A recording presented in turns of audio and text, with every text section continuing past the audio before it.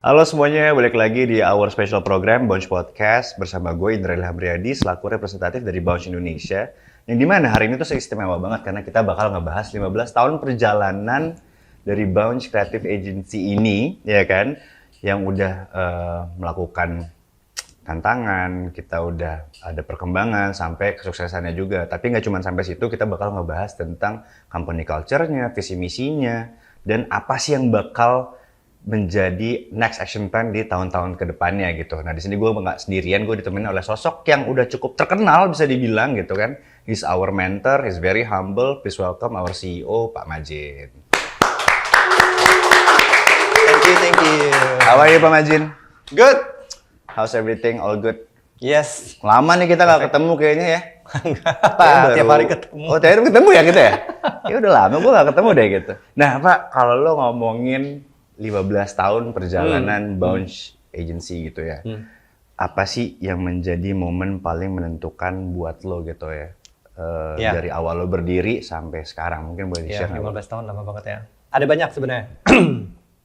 Gue paling inget tuh kira-kira ada 3 ya. Satu, yang pertama tuh gue inget tuh waktu pertama kali baru berdiri kita educate marketnya susah banget. Nah, di era itu everything's like masih conventional gitu ya, Pak. 15 tahun yang lalu. Jadi gue ingat banget waktu approach Samsung. Samsung itu salah satu key klien utama kita waktu baru mulai. Waktu approach Samsung, gue nawarin bikin microsite yang murah, cuma 15 juta. Dan you know what?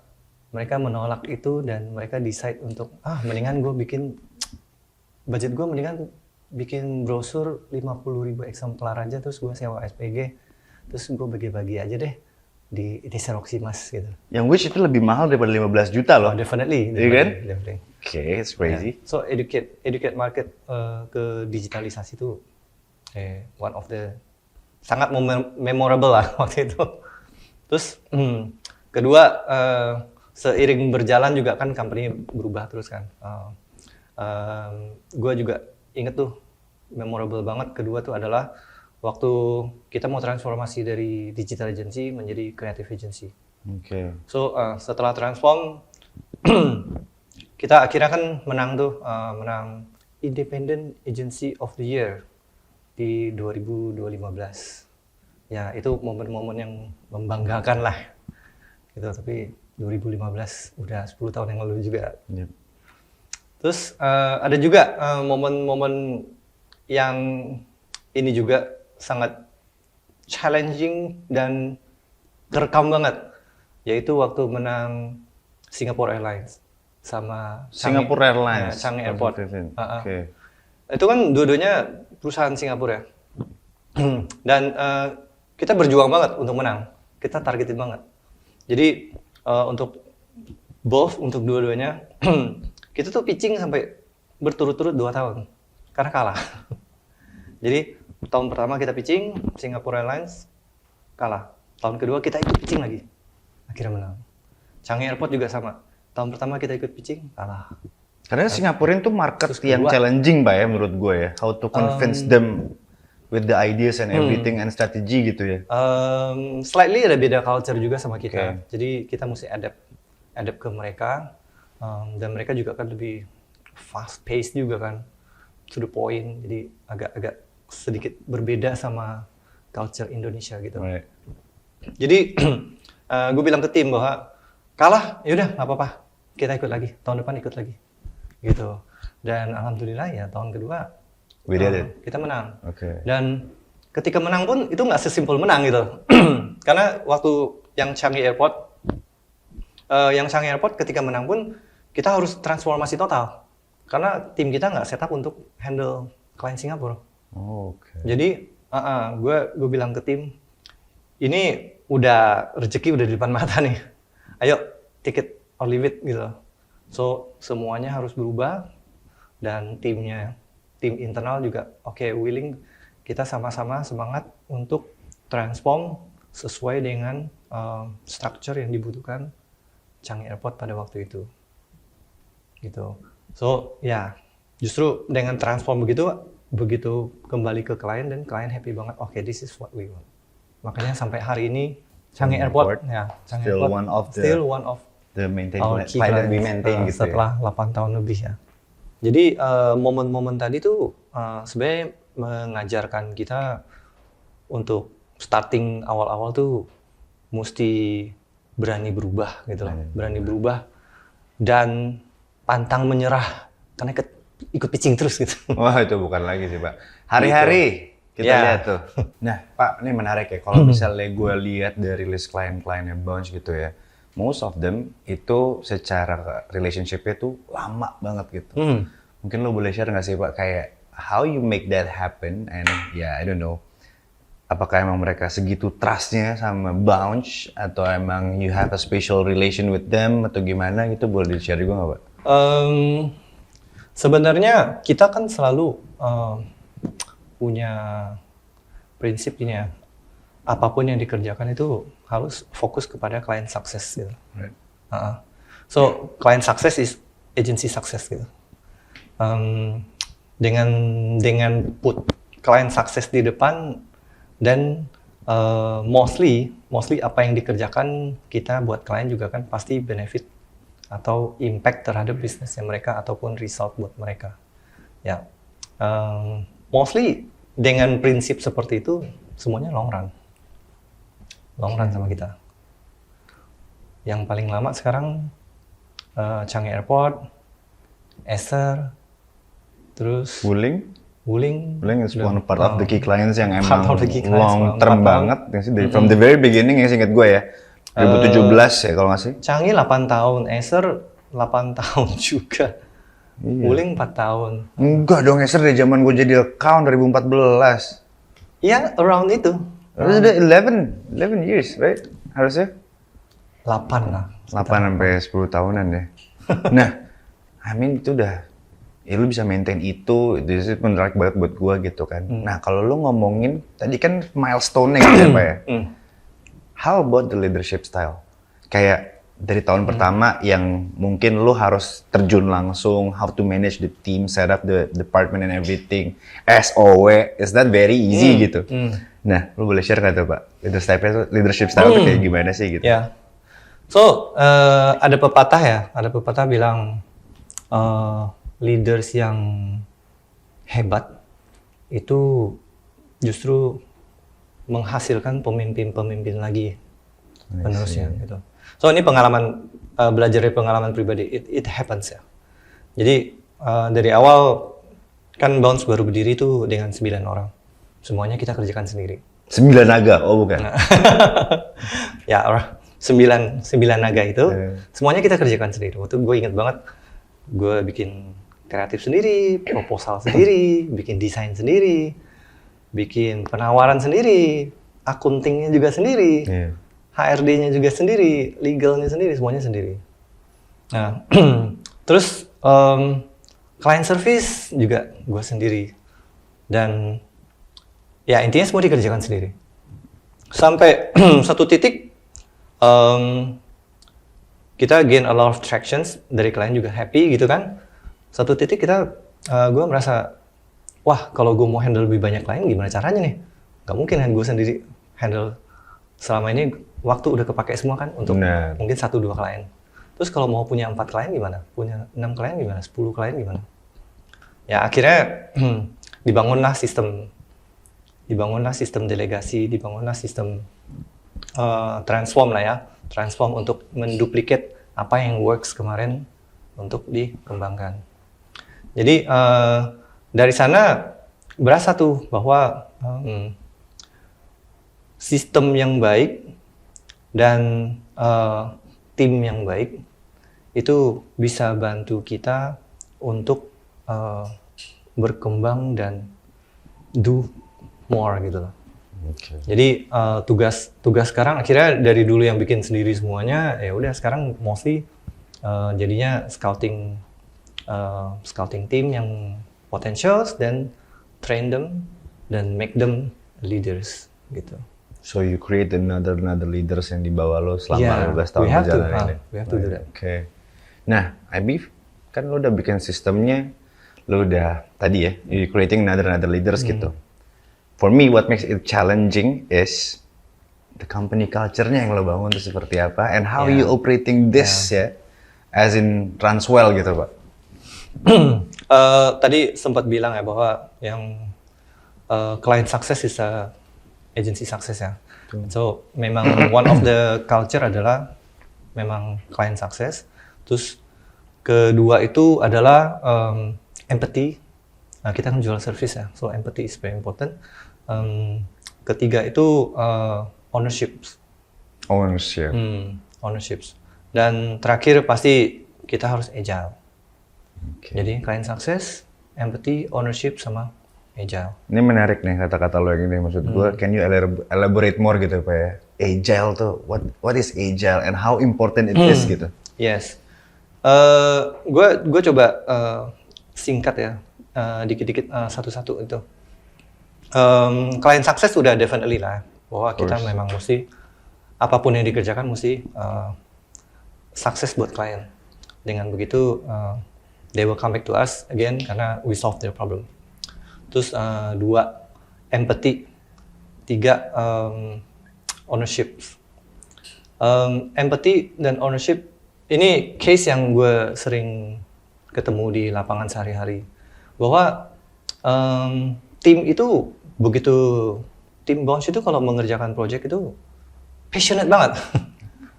Jadi konteks lembur, overtime dan segala macam, it's not an issue. Kayak mungkin memang di culture pada dasarnya begitu ya. Yeah. Tapi kadang juga kita perlu bantu mereka untuk look into their situation ya, biar ketika mereka solving problem dan ketika mereka spending time untuk menghabiskan energi dia tadi tuh nggak sia-sia gitu. Jadi peran leaders ini juga penting banget untuk mereka, bahwa biar mereka nggak stuck di ownership yang tingginya mereka gitu loh, dan akhirnya burn out. So kita dibutuhkan banget untuk lead mereka, untuk memimpin mereka biar mereka work lebih smart, bukan work lebih hard ya. Yes. Work lebih smart, solve their problem, dan by the end ya save energy juga gitu. Dan of course dengan begitu everything lebih agile, everything lebih fast gitu. So the environment will be more positive, vibe-nya juga jadi lebih happy gitu ya. Kalau enggak kan mereka by the burn out lah, and endingnya burn out dan negatif. Overwhelmed lah gitu kan jadi positif energinya berubah semua dan degrade gitu. Oke, tadi kan kita udah ngomongin milestone ya Pak ya. Milestone, we talk about the leadership styles, also the company's culture gitu. So, what exciting you for the next future plan nih? Apa sih yang akhirnya bikin lo bener kayak, next year nih kita bakal ada ini loh gitu. Ya, what excites me ya? Terus terang apa yang masih membuat gue ada di industri ini atau di especially it's very the competition is very bigger now betul, gitu kan. Justru the way kita melihat challenge ini mesti opportunist ya kalau buat gue. Maksud gue banyak orang yang bilang, wah kalau bisnis ini red ocean banget nih, bisnis ini berubah terus nih, sangat fragile gitu. Yeah. Justru ketika semua orang menghindari, menurut gue di situ ada opportunity. I see. Jadi buat gue justru ini challenge you gitu ya. It's a challenge dan buat gue. Oh, kalau kalian tinggalin ya bagus dong. Gue aja masuk. Iya benar sih. It's an opportunity for me gitu. On the other side mungkin memang ada passion juga bahwa karena industri yang berubah-ubah ini kan feels-nya setiap hari banyak ada hal yang baru tuh. Setiap hari ada innovations. Setiap hari kita belajar hal baru. Jadi bikin kita merasa berkembang terus gitu. Berkembang terus jadi malah lebih kepikiran kayak bahwa apa yang kita kerjakan itu bisa nggak sih lebih bermanfaat, lebih berguna lagi buat buat klien sendiri, buat company-nya sendiri, timnya sendiri, atau bahkan mungkin kalau bisa tuh punya social impact buat orang lain lagi.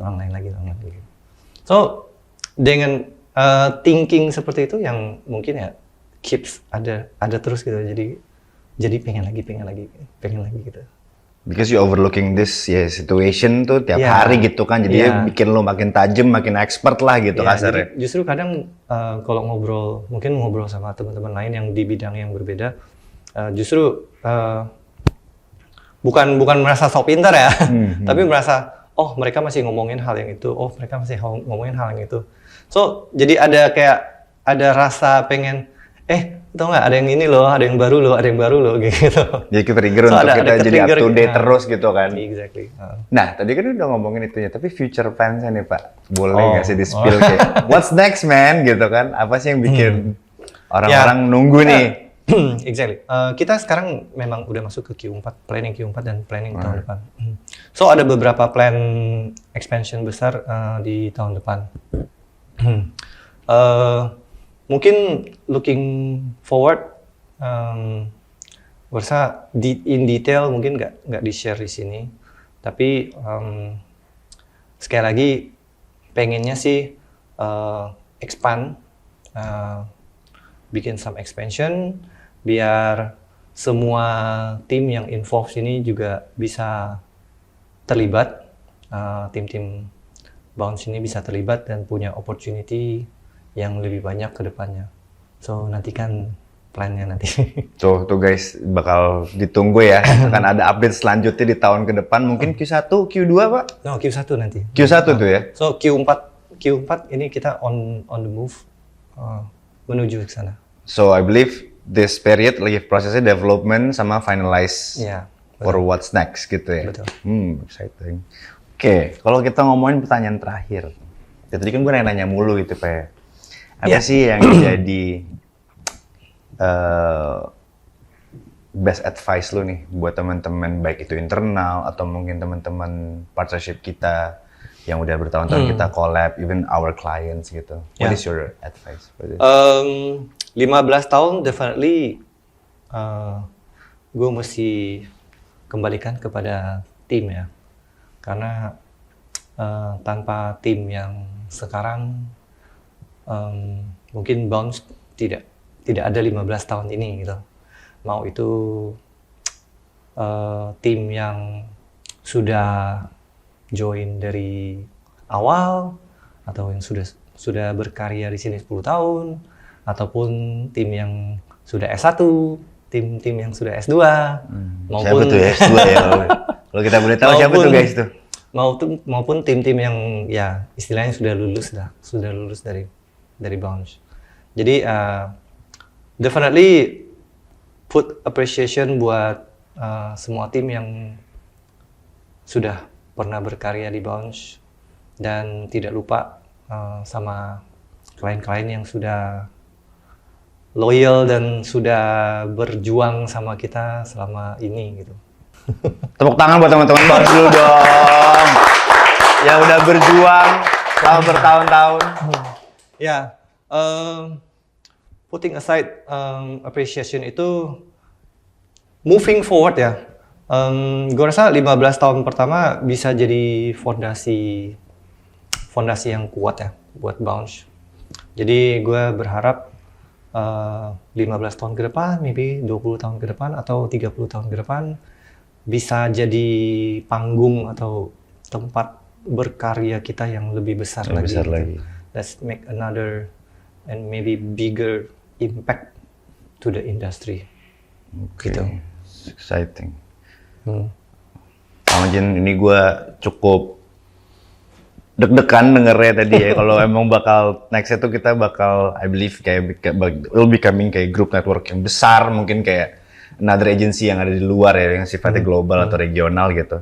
So it's a good apa ya bisa dibilang it's a good opportunity, dan buat gue visi misinya cukup kuat gitu ya. Hopefully tahun-tahun ke depannya bakal lebih smooth dan bakal lebih aman lagi, lebih lancar lagi. Mungkin buat tambahan lagi aja ya, buat ini. Mungkin satu tambahannya adalah buat teman-teman semua, jangan takut untuk evolve ya, berubah dan innovate. Dan semua itu juga mesti agile, cepat. Karena apa yang kita hadapin sekarang tuh perubahannya sangat cepat. Gitu. So, apapun perubahan itu kalau tidak cepat-cepat, kita akan ketinggalan. Itu sih. Oke, so itu yang mesti di notes ya guys ya, being agile. Kalau mungkin bisa kata lainnya integrasi kali ya, menjadi satu kesatuan gitu nggak sih Pak? As an integrated. Integrasi is one thing, another for buat part-part kecil kita ya, division kita. Tapi di luar apapun itu mau sekali lagi ya, mau integrasi, mau berubah, mau transform, mau new things, adapt new things dan segala macam. Gua rasa momen sekarang tuh everything is about agile, do it now, faster. Right. Gitu. Right. Om Ajen, thank you banget buat waktunya karena menurut gue obrolan ini bener-bener matang banget ya isinya gitu kan, mulai dari tadi ngomongin perjalanan, company culture, sampai ke future plans-nya itu apa aja gitu. So, semoga obrolan hari ini bisa menjadi insight buat teman-teman semua. Sampai jumpa di episode selanjutnya. Pantengin terus di Bounce Podcast. Bye!